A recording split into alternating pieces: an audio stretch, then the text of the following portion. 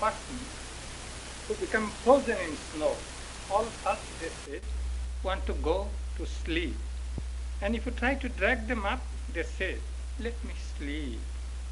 It is so beautiful to sleep in the snow, and they die there in that sleep. So is our nature. That is what we are doing all our life, getting frozen from the feet upwards, and yet wanting to sleep. Therefore, you must struggle towards an ideal. And if a man comes who wants to bring that ideal down to your level and teach a religion that does not carry the highest ideal, do not listen to him. To me, that is an impracticable religion. But if a man teaches a religion which presents the highest ideal, I am ready for him. One thing I've marked, that only those that never want to reconcile the man of flesh with the man of truth, that makes progress. Whenever there is this false idea of reconciling fleshly vanities with the highest ideals, of dragging down God to the level of man, there comes decay. At the same time, there is another side to the question. We must not look down with contempt on others. All of us are going towards the same goal. The difference between weakness and strength is one of degree.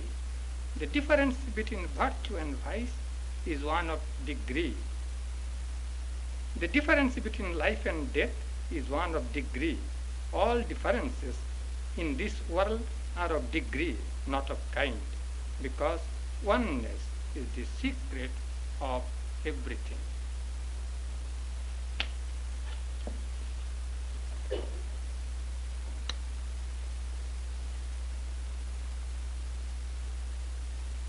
The subject of our talk this morning is the unchanging ideal in a changing world.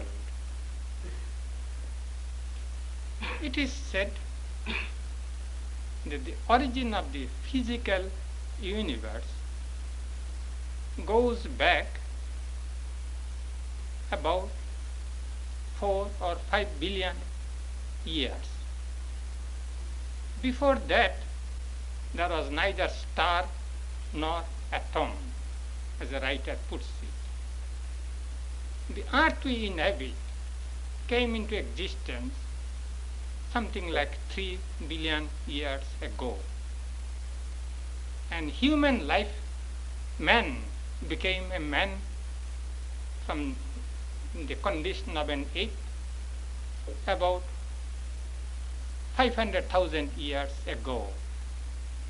He got the capacity to think and to direct his life.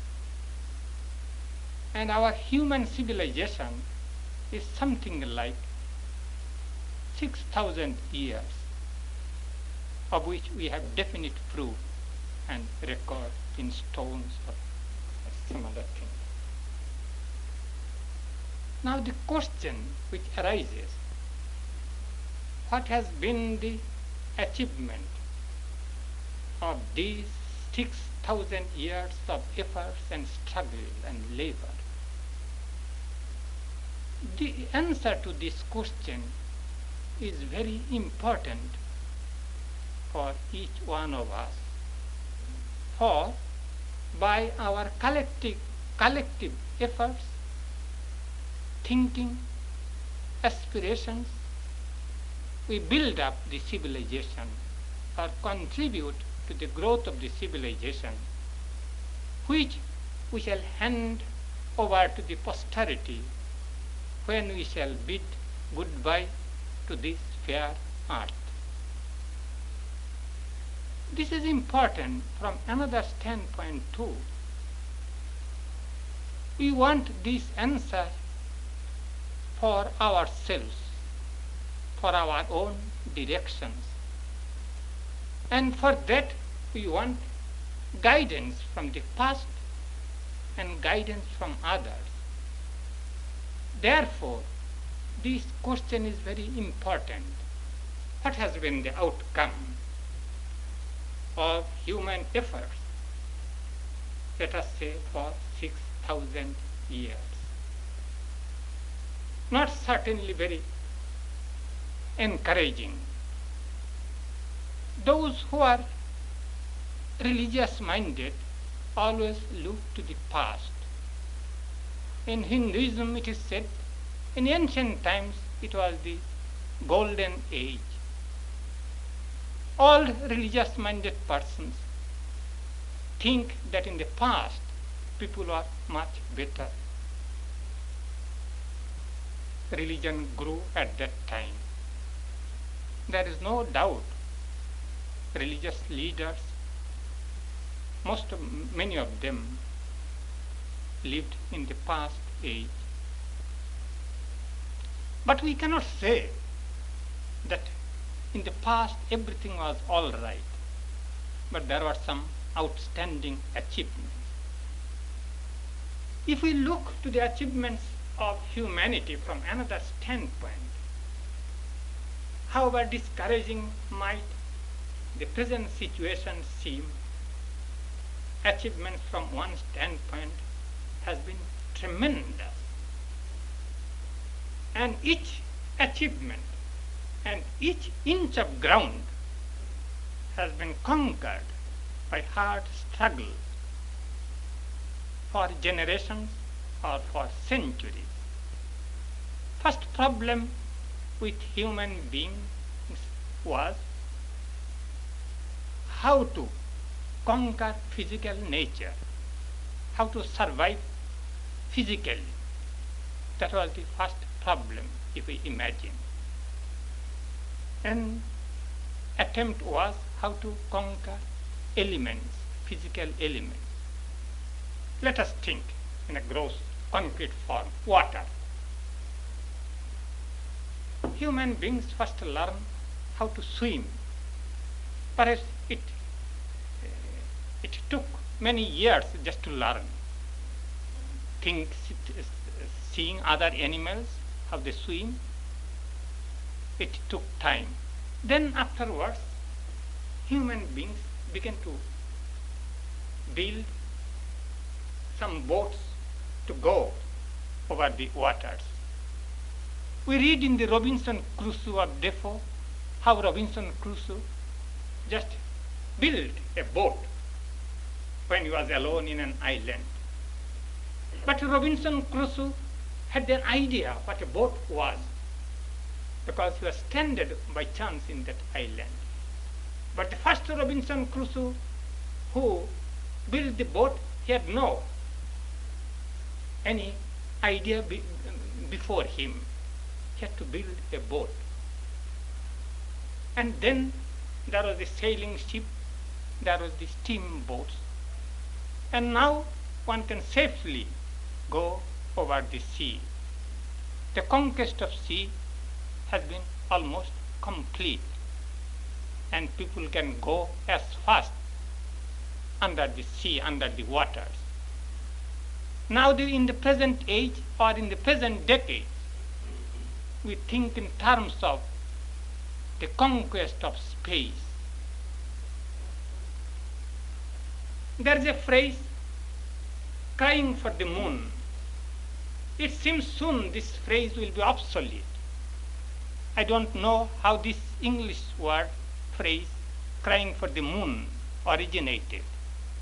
In India, when a child cries, the child is taken under arms and pointed to this moon and repeated, "The come moon, come to us." Perhaps here the phrase crying for the moon means the same thing.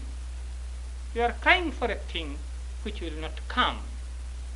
But it seems that phrase will become soon obsolete. We can reach the moon, they say, in 1 or 2 decades. But the question is, with so much achievement of science, are we in any way happier than the persons even in the primitive stage, from one standpoint. It is said science has given us immense power, more power than we are ethically or morally fit for. It is something like putting deadly weapons in the hands of children, or giving firearms to madmen, to crazy persons. So the situation has become such that we have so much power in our hands because of the achievements in the field of science, that the situation is alarming. People say if there is another war, there might be complete annihilation. One writer put it very nicely.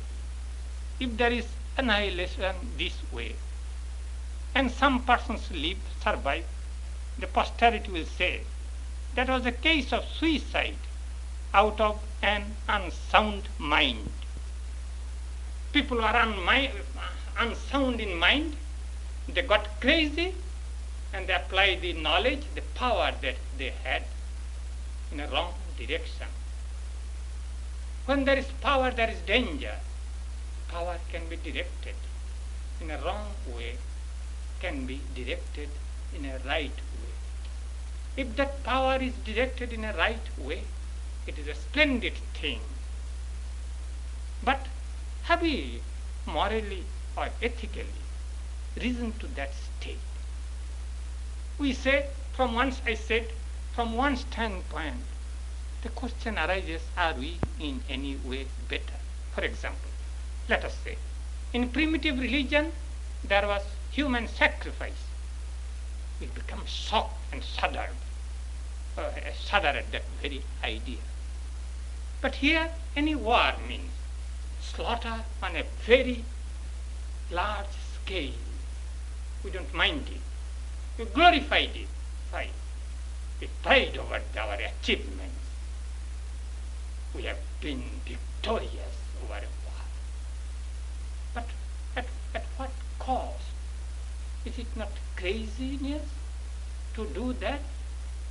You talk of ethical virtues. In war, everything is all right. In the last war, even usually, Red Cross flag is honored. In the last war, always the Red Cross flags were not honored. For the simple reason, under Red Cross flag, one side would carry arms and another side naturally would attack it. So that is the condition. As soon as there is a war, like ferocious animals, we throw all ethical considerations, human considerations to the wind, and we behave just like crazy persons, committing suicide out of an unsound mind. This is a fact we cannot deny.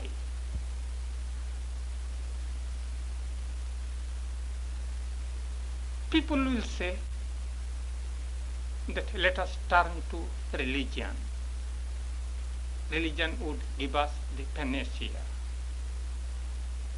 Yes, religion does, but there had been many things which are not to the credit of religion. In the Middle Ages, in the West, in Europe, there have been inhuman activities in the name of religion, which has brought shame on religious organizations. And even after the Middle Age, religion has become very much bigoted, dogmatic, trying to obstruct freedom of thought, movement of knowledge. Definitely religion tried to stop the growth of knowledge. It is said in In England, in 1696, there was an act of parliament which made it a criminal offense to deny the divinity of Christ. Just imagine, naturally it was inspired by religious persons. It was a criminal offense to deny the divinity of Christ. Those who believe in the divinity of Christ are all right. Why should you force others to do that and bring in law? Religion sided with politics, political power, and did inhuman cruelty. And the achievement of science has been in spite of religious persecution. Galileo was persecuted. Many scientists were persecuted. So much so, the saner people thought there is nothing in religion. Religion is a bundle of superstitions. Religion is dogmatic. And they found a new gospel in science. And so much was the devotion to science. It was almost a spiritual discipline, with so much mental discipline. They cultivated science. It was a dedicated life for many scientists to make so many discoveries. Some persons thought it was a new gospel. We can leave aside religion, which is so superstitious, which is so dogmatic, which is so insensible as far as the application of religion is concerned.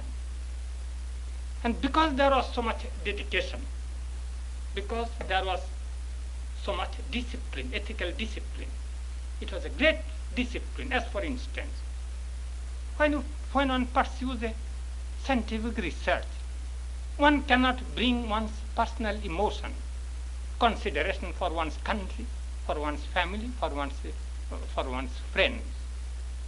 In the Bible it is said, thy foes will be they of thy own household. The same thing in scientific pursuit. You have to go against the old traditions if necessary. You have to go against sacred ideas of your country, of your family. It is rigid and unflinching pursuit of truth. And as a result of that, there has been so much development in the field of science. This is true. But science has not found out the truth which it wanted.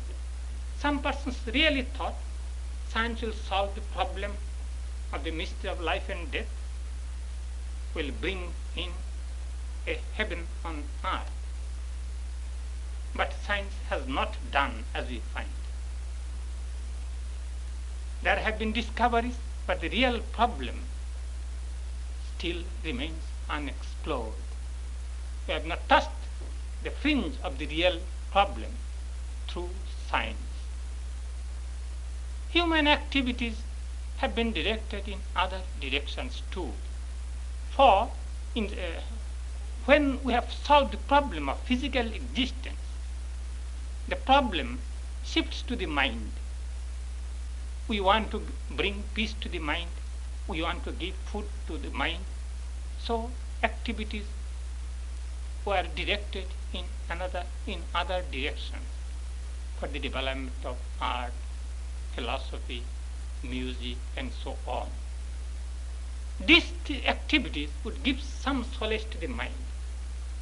Those whose minds were cultivated could find joy in reading poetry, reading literature, enjoying music, seeing good pictures, works of art. But we cannot say they also gave us permanent peace. It might be temporary relief from the strains of life they brought in, but that was not sufficient. When the real crisis in life comes, a little enjoyment of literature does not give us the real remedy. It is too thin.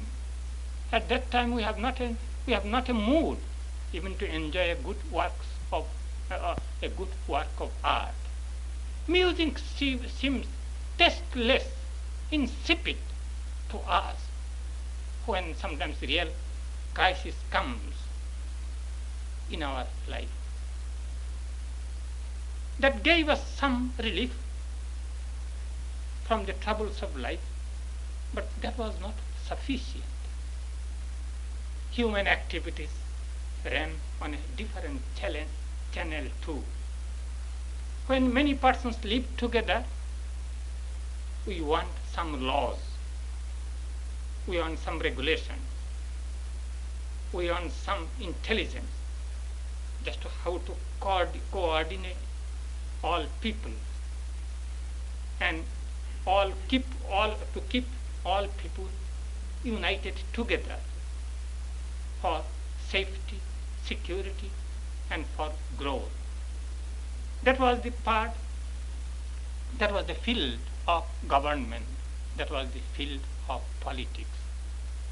Politics also developed, government began to grow, governmental activities began to grow, and people knew the art of how to control the lives of millions of people. That was politics, that was government. But the question is, well, if the people are not really good, ethically and morally good, no government can give us real peace or happiness. We want a stable government for security and for safety and for peace. So government is an indirect thing, is the basis for pursuing the goal of life. Government is not the end. Government is the means to some higher end. In Europe, in the West, which is the outcome of Greek civilization, politics, government became the most important thing. In Greek states, religion was subservient to the interest of the state. And that tradition has come. Here also, government has become most important thing. Nationalism is the most important, number one important thing in life it has become. And with the development of science, more power in the hands of government, and so nationalism, when it takes a wrong turn, it becomes disastrous, and it is becoming. It is said nowadays there is a new problem, new danger, the danger of nationalism. This is a danger to the world, because it is not directed in a right way. Nationalism at once becomes the power or the tendency to exploit another nation, to exploit another race. And there is bound to come a conflict, and conflict arises thereby. It is said the 20th century problem is, as a result of technological development, economic competition, and political rivalry, we live on the crater of a volcano, as it were. There is a vast power, and when there is nationalist feeling, we want to exploit another nation economically, and there is political rivalry, who will rule the world. We cannot live together. One nation should try to rule the whole world. The greediness which you find in our own personal life, it takes an abnormal shape in the name of nationalism. A great thinker said, Ego in the singular number is bad enough. First person singular number, I, is bad enough when you think in terms of I. I must enjoy more than anybody else. My words should have value over the opinions of others. This is bad enough. But when that egotistic feeling becomes collective, when you think in terms of we people, we the people of this country, we the people belonging to this race, when you begin to think in terms of we, egotism becomes a plural number, then it becomes dangerous, much more dangerous, because we feel that we have an idealistic feeling. A thing which I would not do in my personal life, I'd be ashamed of doing. In the name of nationalism, big we feel it is all right. Everything is fair in war.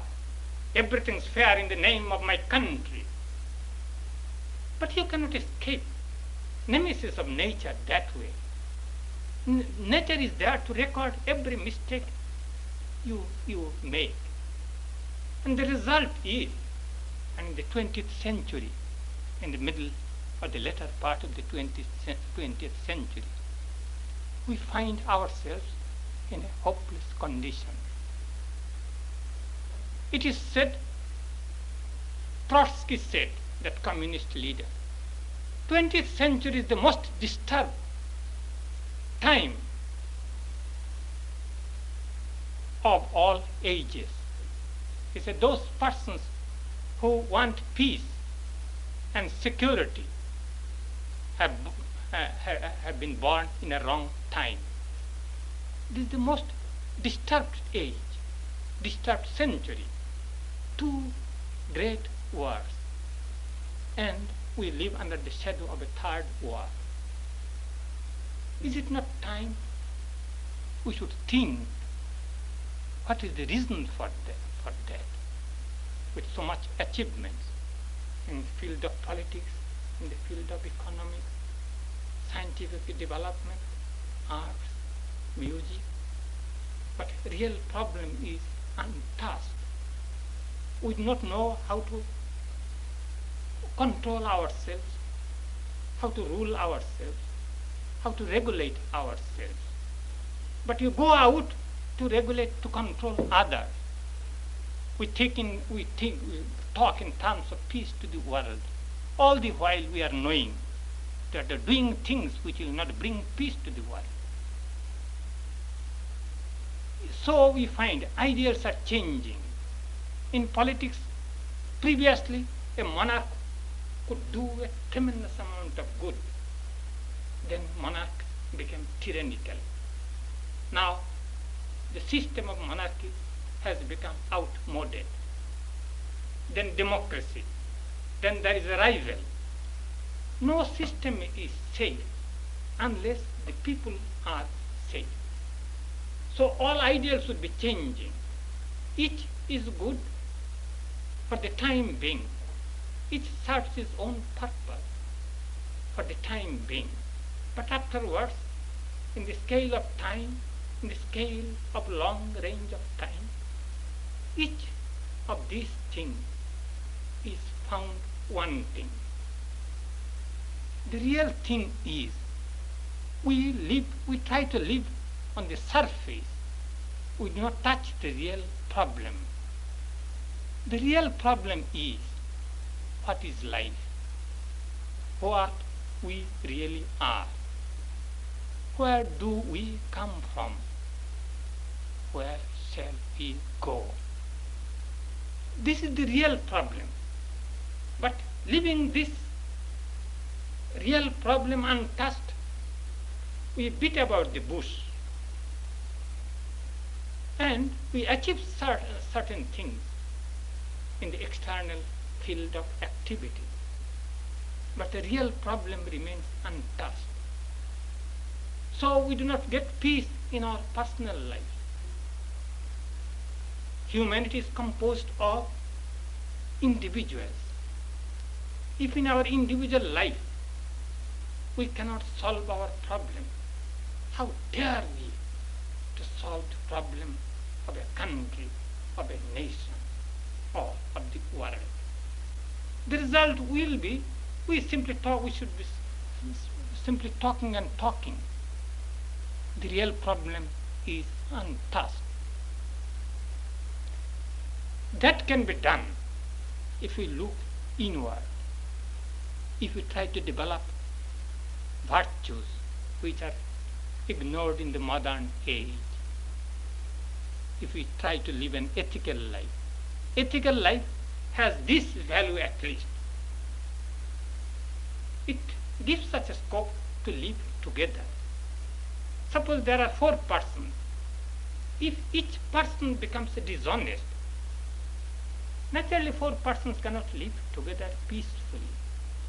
Simply from the simple standpoint of practicality, it is necessary that we should live an ethical life. We cannot say everything is all right in the name of nationalism and so on. Science was ethically neutral, but its love for truth was admirable. But science was neutral in other activities. It gave simply power, but it did not solve the real problem of life. And ethical life also is not enough. It is said the problem is on the superficial level though. How to adjust ourselves with ourselves, or how to adjust ourselves with fellow beings. That is the goal of human life, as it were. But simply adjusting oneself is not enough. Lao Tzu said, to achieve perfection is the Tao of a man. If we simply stop at ethical level, that is not enough. Simply speaking the truth, you may have some certain amount of satisfaction. You may live peacefully with others. At least others will trust you. But that will not solve all your problems. We want something which will solve all our problems, leaving nothing as a residue. That can be done when we can reach perfection in our lives, or when we know what we really are. That is what religion says, that know that thou art divine. There is something non-material in us. Perfection is within us. The very fact we try for perfection, the very fact we appreciate perfection, indicates it is within us. And to try to get that, try to realize that, is the real goal of human beings.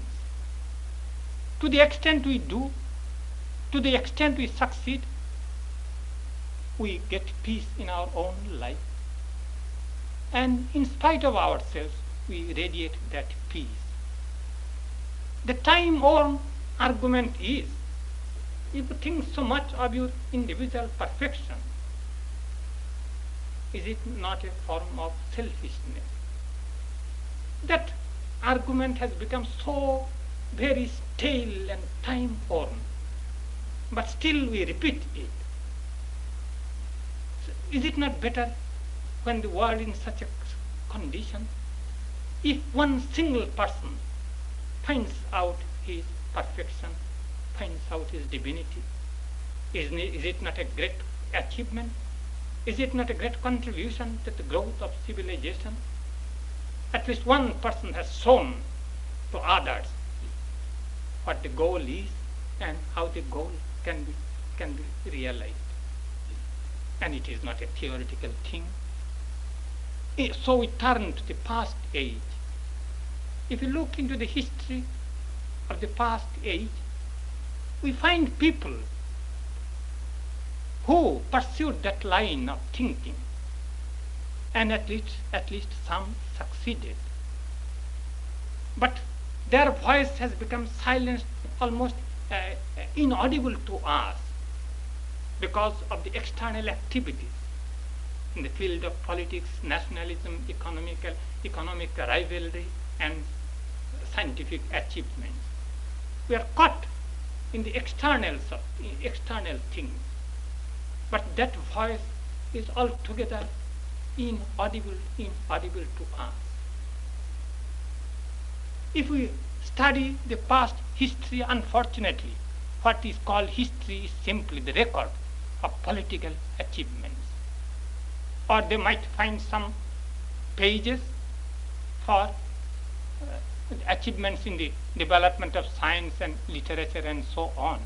But the main thing, achievements in the field of religion, are confined to few individuals, only a section of people. But if we study carefully, do you not find persons who have known the truth and have said definitely they have shown the truth? These are the persons who have touched the lives of people for thousands of years. Achievements in the field of politics, science, and external things are recorded in history books, at best for our guidance. But those persons who have known truth, who have found out really the perfections that are within each one of us, they touch our lives, those who are ready for that. Think of the Upanishadic sages. Definitely they said, they speak from such high level. And because the level is high, because the ideal is high, we are scared away. Not only the sages of the Upanishad, think of the prophets of the Old Testament. Think of Buddha, think of Lao Tzu, think of Confucius, think of Christ, think of Zoroaster, think of Muhammad. They spoke from the direct experience, not from theoretical grounds, not from the intellect. They spoke from their direct personal experiences. And therefore their words were so powerful, they are alive only if we can touch them, only if we are responsive to them. I do not deny, and I said clearly, there are not many things to the credit of religion, but those activities were not of religion. Those activities were of persons who are not really religious persons. They belong to a religious organization which become a political organization, as it were. And religious organization even now, even with the experiences of the past, usually becomes a handmaiden of government, becomes a tool in the hands of government. So the activities which we find irreligious were not the result of religion, but the result of abuse of religion. Turn to the prophets, go to the founders, what they say and what kind of life they live. They led.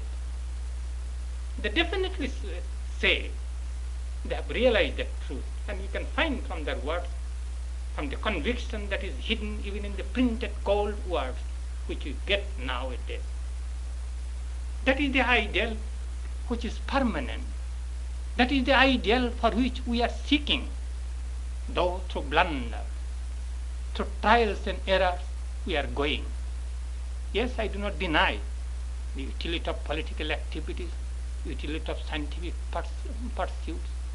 I do not deny, but there should be proportion of importance we should give to them. They are the means for reaching a higher ideal.